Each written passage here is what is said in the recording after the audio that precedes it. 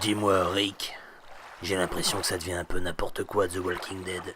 On changerait pas d'air? Ouais, je pense que t'as raison. On devrait aller faire un tour au Japon. Mais avant ça, faut faire des repérages. Oui, super, allons-y. Eh bien les gars, si vous voulez faire une vidéo style Walking Dead au Japon, je vous conseille le fabuleux ouvrage sorti aux éditions Iseki Nicho et qui s'intitule Nippon no Aikyo.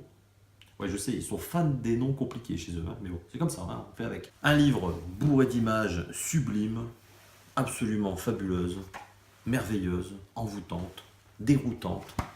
Bref, c'est du très beau et on regarde ça tout de suite sur Gunnet TV.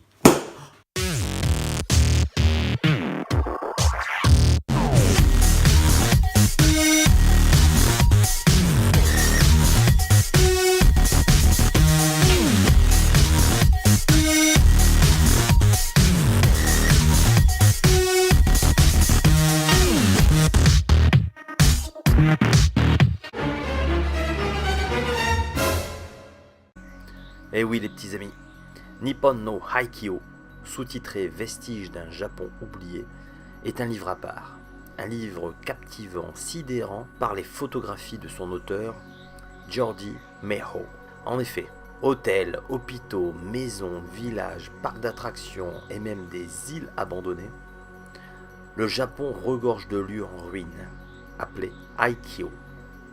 Ces endroits, souvent laissés intacts, témoignent d'une époque révolue. À travers ce livre, vous allez pouvoir explorer 38 lieux plus incroyables les uns que les autres, dont l'île fantôme de Gunkanjima, rendue populaire par Skyfall, le dernier James Bond. Ce livre, dont le premier tirage est épuisé, ressort en cette fin d'année 2016. Jordi Meiho nous livre plus de 250 pages de photos à l'atmosphère mystérieuse et de récits retraçant l'histoire de ces vestiges oubliés du Japon. Alors c'est le premier livre sur les lieux abandonnés du Japon qui ne soit pas écrit en japonais. C'est donc une première.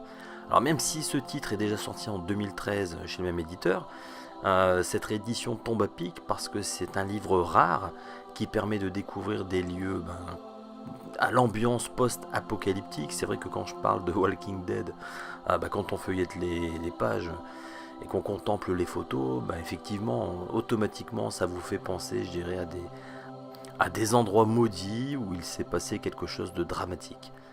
Alors c'est vrai que c'est pas très gai quand on contemple ces décors, mais il y a malgré tout une fascination pour cette désolation urbaine, et on a envie de savoir comment on a pu en arriver là. Alors je ne vais pas dévoiler, je dirais, le secret de l'auteur, puisque chaque photo est généralement commentée par des textes explicatifs.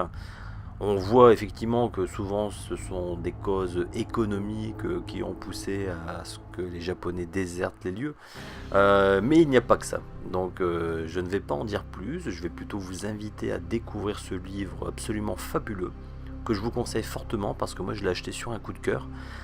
Je l'avais vu dans une boutique de bande dessinée, donc ça n'avait absolument rien à voir avec mon déplacement initial. Mais quand je suis tombé dessus, ça a été le coup de cœur immédiat et j'ai vraiment voulu en savoir plus sur ces lieux insolites.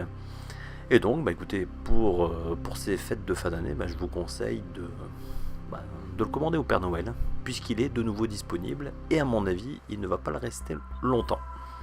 Voilà. J'espère que cette petite vidéo vous a plu et que vous reviendrez me voir sur Gunnet TV.